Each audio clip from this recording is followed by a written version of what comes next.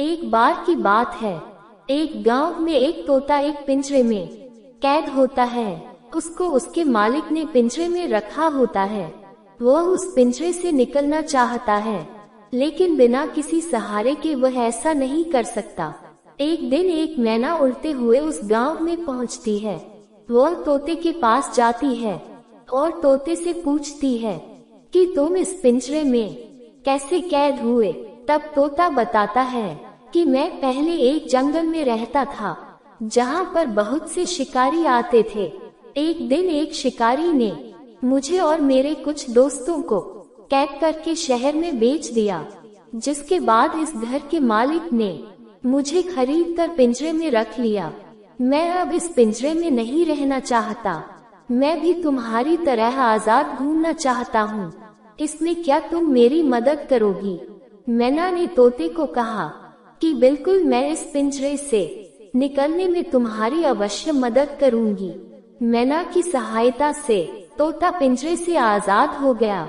उसके बाद मैना तोते को लेकर एक जंगल में गई, जहाँ पर मैना एक पेड़ में घोंसले पर रहती थी। तोते ने मैना का घोंसला देखकर कहा कि तुम्हारा घोंसला तो बहुत सुंदर है और इस पेड़ में कितने मीठे मीठे फल लगते हैं। मैना ने कहा कि मैं तुम्हारी भी घोंसला बनाने में मदद करूंगी। तुम तब तक मेरे घोंसले में रह सकते हो।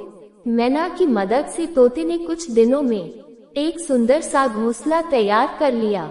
उसके बाद तोते ने कहा कि तुमने मेरी 2 बार मदद की है। एक बार मुझे पिंजरे से आजाद कराकर, अब घोंसला बनाकर मैं तुम्हारा एहसान कभी नहीं भूलूंगा। उसके बाद मैना ने कहा कि जब भी मुझे मदद की जरूरत पड़े तो तुम भी मेरी सहायता कर सकते हो।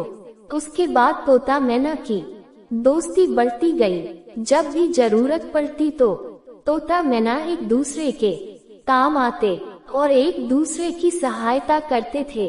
ये बात पूरे जंगल में सभी जानवरों को पता लग गई, जिससे सभी उन दोनों की दोस्ती की दाद देते थे। एक दिन जंगल में भयंकर आग लग गई, जिसके कारण सभी जानवर तो वहां से जल्दी से भाग गए, लेकिन पक्षी धुएं के कारण उस जंगल से निकलने में असमर्थ थे। इसलिए तोता मैना ने मिलकर पक्षियों की सहायता करने की सोची। वह दोनों एक डंडे की सहायता से अन्य पक्षियों को जंगल से निकालकर एक तालाब में ले जाने लगे।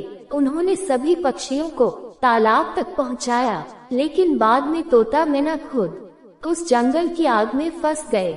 जंगल में आग काफी बढ़ चुकी थी, जिसके कारण पूरे जंगल में धुआं हो चुका था, जिससे तोता मैना को कुछ भी नजर नहीं आ रहा था।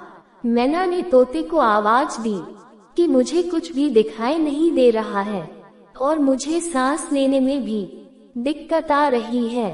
तभी तोते ने भी कहा कि मुझे भी कुछ नहीं दिखाई दे रहा है।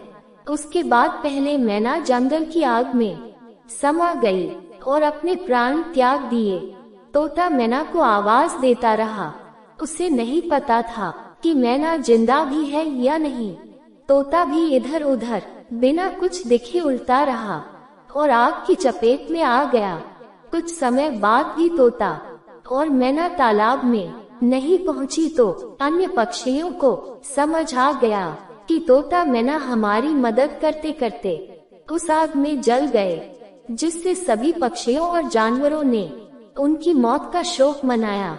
इस तरह तोता मैना की सच्ची दोस्ती अमर हो गई।